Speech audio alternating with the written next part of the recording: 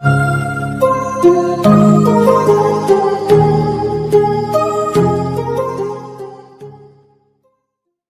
Friends, जैसा कि हम समझ सकते हैं पिछले लेक्चर में हम लोगों ने डी ब्लॉक ख़त्म कर लिया था। आज हम एफ ब्लॉक शुरू करने जा रहे हैं। एफ ब्लॉक में जो है हम लोग को दो ही चीज़ पढ़ना है, एक लेंथेनॉइड्स पढ़ना है और एक एक्टिनॉइड्स पढ़ना है। लेंथेनॉइड्स जो होता है ग्रुप 3 में आता है, पीरियड 6 में आता है, जो कि सीरियम से ल्यूटेनियम तक चलता है, जो कि 58 से 71 के बीच में इसके एटॉमिक नंबर आते हैं। इसमें जो एलिमेंट है वो है, ये पूरे नाम आपको याद रखने, मैं आपको ग्रुप में भेज दूंगा फुल नेम के साथ। आप सिम्बलाइज याद करेंगे, 58 से 71 के बीच में होते हैं। ठीक है, अब जो है अगर आप इलेक्ट्रोनाइट्स को देखें तो इलेक्ट्रोनाइट जो है थोरियम से लॉरेंसियम तक चलता है, जो कि 90 से 103 के बीच में आता है, और ये ग्रुप 3 पीरियड 7 में आता है। और अगर देखा जाए तो अगर आप मैं ध्यान देंगे आप तो 57 यहाँ है, यहाँ पे 59 कंडीशनली देखा जा रहा है। तो आपको लेंथेनॉइड्स और एक्टिनॉइड्स आपको ध्यान नहीं देना है, क्योंकि ये यहाँ से शुरू होता है। एक्चुअली में ये डी ब्लॉक में एग्जिस्ट करते हैं, तो हम इसे इनमें काउंट नहीं करते हैं एफ ब्लॉक में।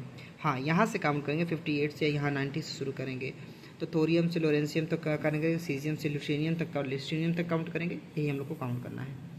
इसकी जनरल इलेक्ट्रॉनिक कन्फिग्रेशन होती है एफ ब्लॉक की n-2 F1 से 14 तक, और n-1 D 0 से 1 तक, और NS2 होता है।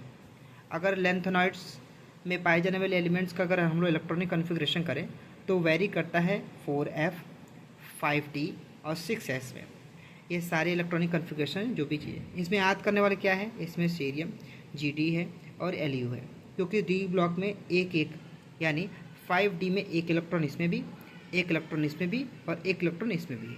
बाकी तो नीचे वाले 2 हैं, अब बाकी यहाँ पर 1 2 3 4 5 6 7 7 9 10 11 12 13 14 14 इस्तेमाल कर लेंगे। ठीक है, अगर काउंट करेंगे आपको पता है कि एफ ऑर्बिटल में कितने इलेक्ट्रॉन भरते हैं, एफ में 14 इलेक्ट्रॉन भरे जा सकते हैं। आपको पता है एफ वाले ब्लॉक में पाए जाने टोटल इलेक्ट्रॉन की संख्या 14 रखी जाती है ऑर्बिटल में, और जो एलिमेंट्स है वो भी 14 ही होती हैं। काउंट करेंगे तो दिखेगा आपको, जैसे 1 2 3 4 5 6 7 8 9 10 11 12 13 14 ही होती हैं।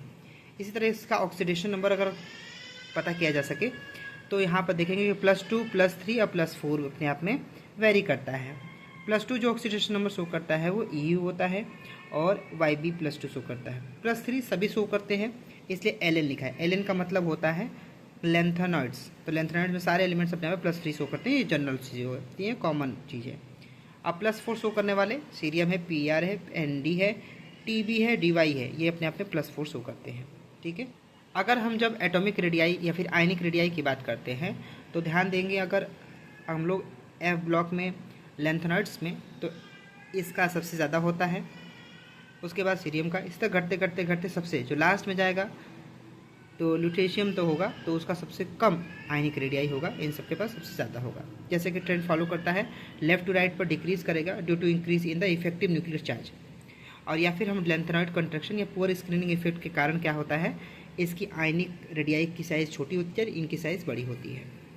स्क्रीनिंग इफेक्ट अगर पूरे ब्लॉक में SPDF ब्लॉक में अगर हम लोग को चेक करना हो तो सबसे ज़्यादा होती है S ब्लॉक में, उससे कम होती है P ब्लॉक में, उससे कम होती है D, और सबसे कम जो होती है वो इस पूरे स्क्रीनिंग इफेक्ट वो होती है F ब्लॉक में।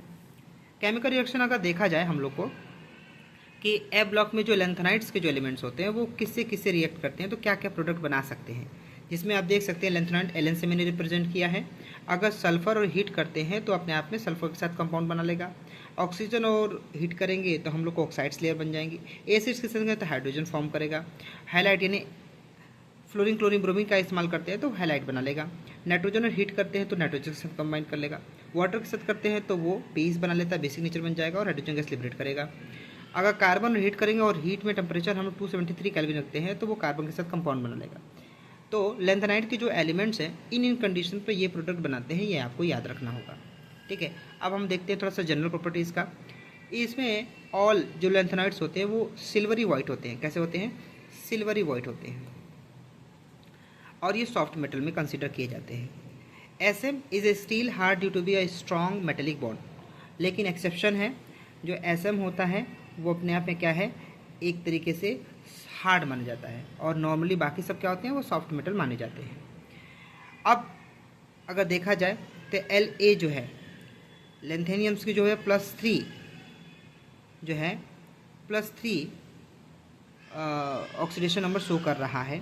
Lu क्या कर रहा है, +3 शो कर रहा है। ऑल आर्ब कलर यानी +3 शो करने वाले ये सब अपने आप में कलर होते हैं, ठीक है।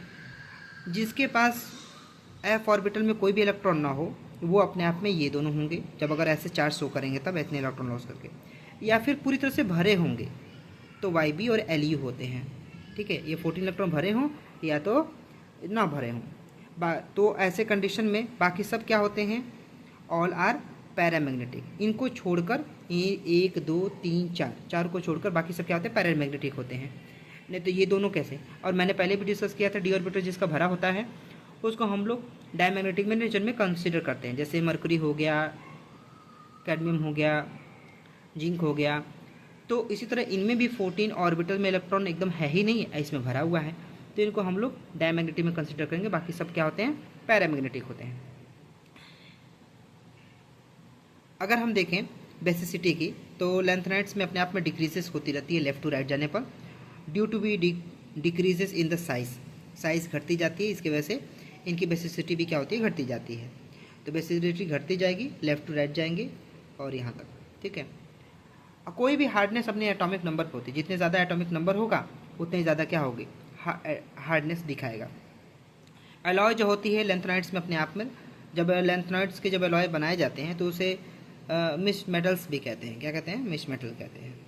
अब हम लोग को पढ़ना है एक्टिनाइड्स के बारे में। एक्टिनाइड्स का जनरल इलेक्ट्रॉनिक कन्फिग्रेशन अपने आप में वही है एक तरीके से, N-2 F1 से 14, N-2 N-1 D0 से 1 और NS2, ठीक है। अगर कुछ एग्जांपल लेना है एलेंथ्राइड्स की, एक्टिनाइड्स की, तो एक्टिनाइड्स में ये हमारे ये इलेक्ट्रॉनिक कन्फिग्रेशन एक तरीके से आएगा। इसी में इलेक्ट्रॉन वेरी करेंगे, ये अपने आप में ऐसे चलेगा, फिर ये ऐसे चलेगा। अच्छा, जो है अब हमको देखना है क्या, अब ध्यान दीजिएगा कि इसकी जनरल इलेक्ट्रॉनिक कन्फिग्रेशन के बाद जो इलेक्ट्रॉन की इलेक्ट्रॉनिक कन्फिग्रेशन है वो 5f 60 और 4s में होती है, जो कि पहले हम लोग अगर देखे हैं तो उसमें हम लोग को मिला था 4f 5d और 6s मिला था, और यहाँ क्या मिल रहा है हम लोग को 5f 60 4s मिल रहा है। इसमें याद करने वाली क्या चीज़ है, इसमें 1 2 3 4 5 6 याद करने वाली है। थोरियम है, Pa है, यूरेनियम है और Np है, Cm है और लॉरेंसियम है, यहाँ तक। अगर इनकी जनरल इलेक्ट्रॉनिक कन्फिग्रेशन आपको याद रखने पड़ेंगे, ये अपने आप में एग्जाम में सबसे ज़्यादा बार पूछा गया है। तो 5f में क्या भरेगा, 6d में क्या भरेगा और 4-7s में क्या भरेगा, ये सब चीज़ें लिखी हुई हैं, ठीक। एक्टिनाइड्स को कंसीडर नहीं करते हैं क्योंकि एक्टिनाइड्स अपने आप में डी ब्लॉक में आता है। थोरियम सबको काउंट करना है, जो कि मैं पहले जिक्र कर चुका हूँ। ऑक्सीडेशन नंबर अपने आप में क्या है, जो यूरेनियम और लॉरेंसियम के बीच वाले एलिमेंट्स को, यानी अगर यहाँ से लेकर यहाँ के बीच एलिमेंट्स को हम लोग एक नाम से जानते हैं जिसे बोलते हैं ट्रांस यूरेनिक एलिमेंट्स कहते हैं, और ये सभी के सभी क्या होते हैं, रेडियो एक्टिव एलिमेंट्स में कंसिडर किए जाते हैं। इनका ऑक्सीडेशन नंबर वेरिएबल होती रहती है। नॉर्मली इनका ऑक्सीडेशन नंबर +3 दिखाता है, एक्सेप्ट थोरियम जो कि अपने आप में क्या दिखाता है, +4 दिखाता है। मैक्सिमम ऑक्सीडेशन नंबर कितने जा सकता है, +7 जा सकता है। जैसे डी ऑर्बिटल में मैंगनीज का +7 गया था, उसी तरह इनमें भी +7 तक जा सकता है। इतना ज़्यादा कंसीडर नहीं करना है, ये थोरियम याद करना है और बाकी जब +3 इसमें करना है। साइज़ क्या है, लेफ्ट से राइट जाएंगे तो साइजेस अपने आप में डिक्रीज़ करेंगी क्योंकि इफेक्टिव न्यूक्लियर चार्ज क्या होगी, बढ़ जाएगी। इनके पास इलेक्ट्रॉनिक कंट्रैक्शन की वजह से प्योर स्क्रीनिंग इफेक्ट होता है, ये भी पता होना चाहिए। इनकी जनरल कैरेक्टरिस्टिक्स क्या है, all are strong and paramagnetic. तो ये आमतौर पर सभी पैरामैग्नेटिक नेचर के होते हैं, मैग्नेटिक इनके पास कैपेबिलिटी होती है। ये भी सिल्वरी वाइट होते हैं, मेटल होते हैं। दे गेट बी टर्निश्ड और be exposure to be alkali. तो टर्निश्ड हो सकते हैं, टर्निश्ड होने एक तरीके से कोरेस्पिन नेचर शो कर सकते हैं अगर वो अल्कली के कॉन्टेक्ट में आते हैं। तो ये सभी के सभी रेडियोएक्टिव एलिमेंट्स होते हैं। They react with the boiling water to form mix with the oxide and hydride. तो ऑक्साइड और हाइड्राइड का फॉर्मेशन कर सकते हैं अगर बॉइलिंग वाटर के साथ क्या कर सकते हैं, रिएक्ट करेंगे। तो नेक्स्ट जो प्रॉपर्टी है कि all are reacted with non metal, तो अपने आप में उसे मॉडरेट टेम्परेचर पर कर सकते हैं अगर उन्हें नॉन मेटल से रिएक्ट करना है। तो all are react with HCl but effect with nitric acid is small due to be formation of oxide layer. तो ऑक्साइड लेयर के बनने के कारण नाइट्रिक एसिड का इफेक्ट अपने आप में कम हो जाता है और HCl से अपने आप में रिएक्ट कर पाते हैं। तो और लेंथेनाइड्स, दोनों चीज़ों के बारे में हम लोगों ने पढ़ लिया है। मेक श्योर आपके पास सारे नोट्स लिखे होने चाहिए। डी ब्लॉक का मैंने बता दिया है और ए ब्लॉक का भी हो गया, तो ये चैप्टर अपने आप में कंप्लीट हो गया। मेक श्योर आपके कॉपी में कंप्लीट हो, तब हम आगे बढ़ेंगे। ठीक है, मिलते हैं नेक्स्ट वीडियो में। Thanks for watching.